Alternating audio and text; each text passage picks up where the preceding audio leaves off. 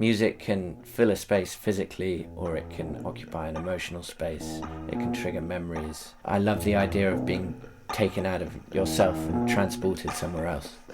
And if I can capture that and pull that off, then my job is done.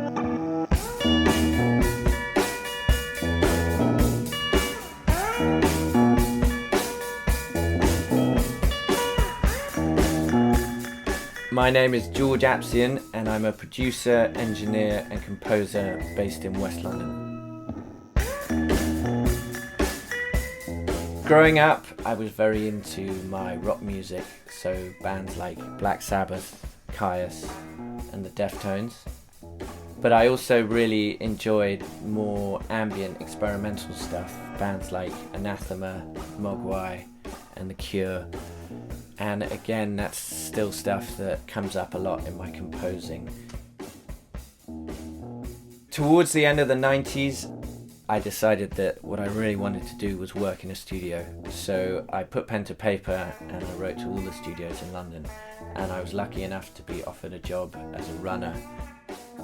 I think the first session that I sat in on properly was Nick Cave and the Bad Seeds. And after that I got to work on an Elvis Costello session and with artists like Motorhead. So really it was an amazing start and a great opportunity to learn from some incredible people. And then about 11 years ago I set up my own studio, Core, which is where we are today.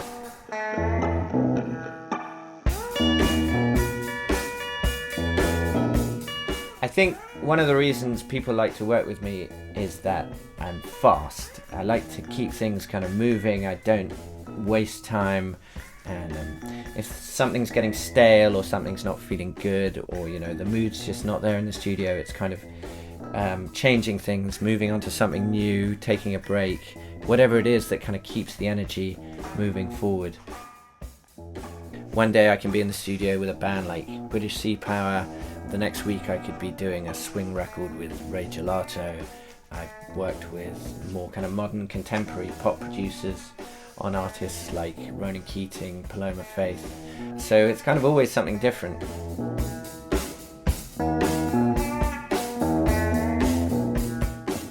Recording wise, I've got a real thing for weird old esoteric equipment, and I love kind of taking those kind of lo-fi sounds and mixing that in with cleaner, slicker productions. And I think it's really cool when a microphone or something has a history, a story to it. Like for example, we got a pair of mics that were used on Tubular Bells by Mike Oldfield. And if you're working with an artist and you kind of let them know that, when they're about to sing into it, it makes it fun, gives it some story, gives like some provenance to what they're doing. And this idea of equipment that has history and we're kind of adding to that history and building on it is really cool.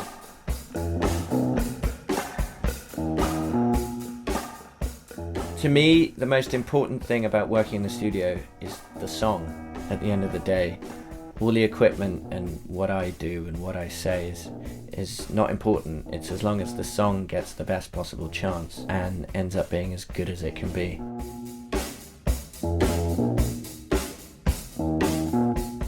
When I'm working with an artist, the most important thing is that they feel comfortable in the space, comfortable with their headphones, comfortable with what we're trying to achieve.